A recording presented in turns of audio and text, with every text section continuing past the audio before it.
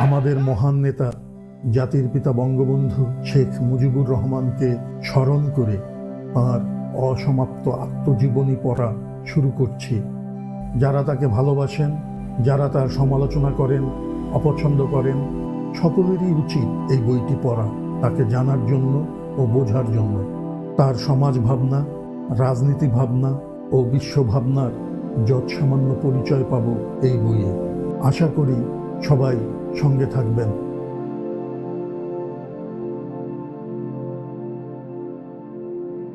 মুসলিম লীগ যদি কেন্দ্রীয় সরকারে যোগদান না করত, তবে কংগ্রেস কিছুতেই পাকিস্তান দাবি মানতে চাইত না। 1947 সালের জুন মাসে ঘোষণা করা হলো ভারতবর্ষ ভাগ হবে। কংগ্রেস ভারতবর্ষকে ভাগ করতে রাজি হয়েছে এই জন্য যে বাংলাদেশ ও পাঞ্জাব ভাগ হবে। আসামের সিলেট জেলা ছাড়া আর কিছুই পাকিস্তানে আসবে না।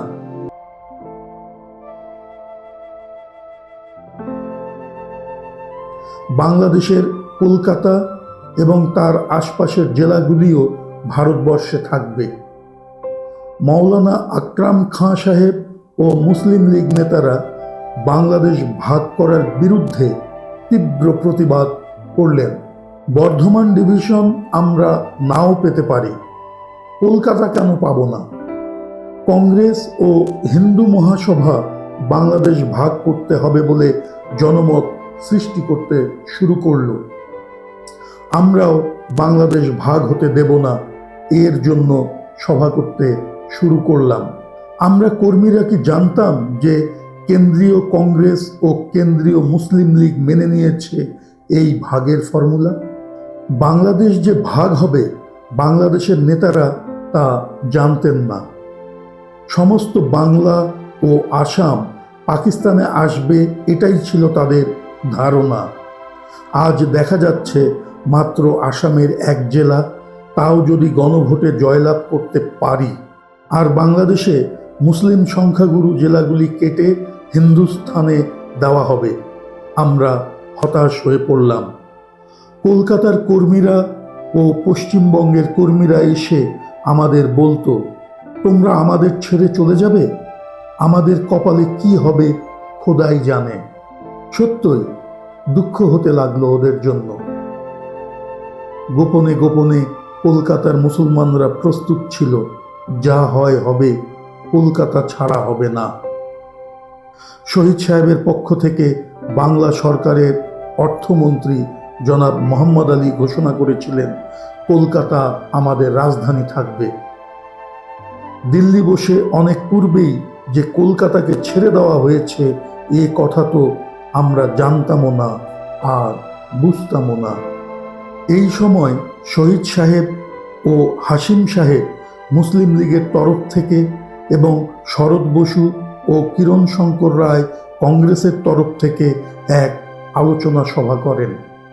তাদের আলোচনায় এই সিদ্ধান্ত হয় যে বাংলাদেশ ভাগ না করে অন্য কোনো পন্থা অবলম্বন করা যায় কিনা। শহীদ সাহেব দিল্লিতে জিন্নার সাথে সাক্ষাৎ করে এবং তার অনুমতি নিয়ে আলোচনা শুরু করেন।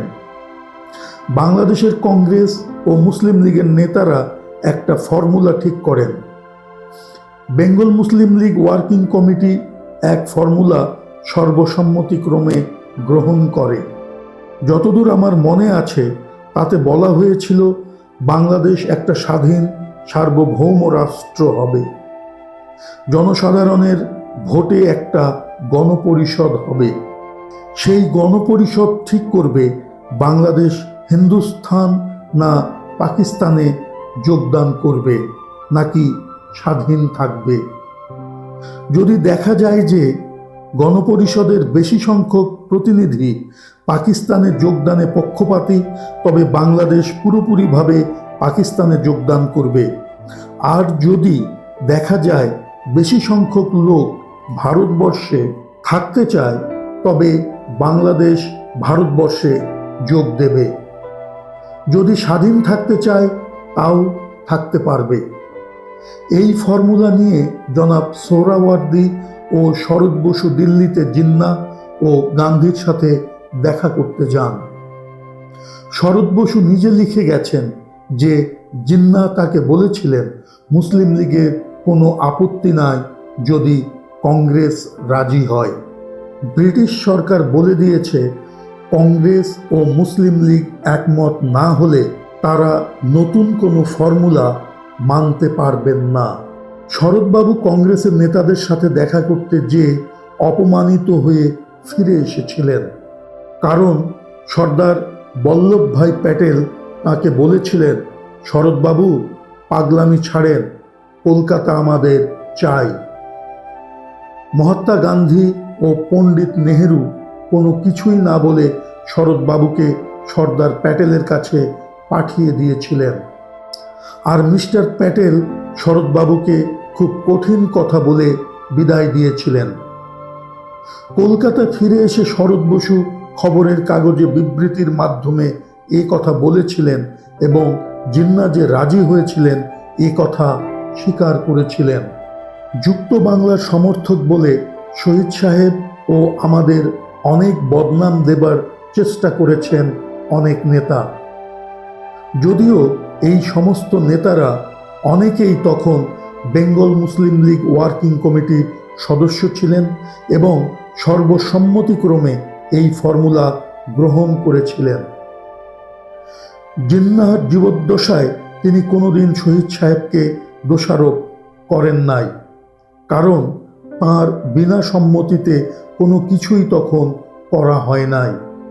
যখন বাংলা ও আসাম দুইটা প্রদেশই পাকিস্তানে যোগদান করুক এর জন্যই আমাদের আন্দোলন ছিল, তখন সমস্ত বাংলা পাকিস্তানে আসলে ক্ষতি কী হতো তা আজও বুঝতে কষ্ট হয়।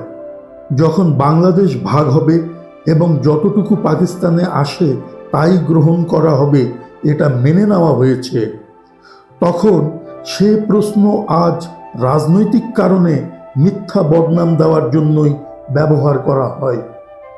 বেশি চাইতে বা বেশি পেতে চেষ্টা করায় কোনো অন্যায় হতে পারে না। যা পেয়েছি তা নিয়েই আমরা খুশি হতে পারি। খাজা নাজিমুদ্দিন সাহেব 1947 সালের 22 এপ্রিল ঘোষণা করেছিলেন, যুক্ত বাংলা হলে হিন্দু মুসলমানের মঙ্গলই হবে। মৌলানা আকরাম খাঁ সাহেব মুসলিম লীগের সভাপতি হিসাবে ঘোষণা করেছিলেন, আমার রক্তের উপর দিয়ে বাংলাদেশ ভাগ হবে, আমার জীবন থাকতে বাংলাদেশ ভাগ করতে দেব না, সমস্ত বাংলাদেশি পাকিস্তানে যাবে। এই ভাষা না হলেও কথাগুলির অর্থ এই ছিল। আজাদ কাগজ আজও আছে, 1947 সালের কাগজ বের করলেই দেখা যাবে। আজ এ পর্যন্ত।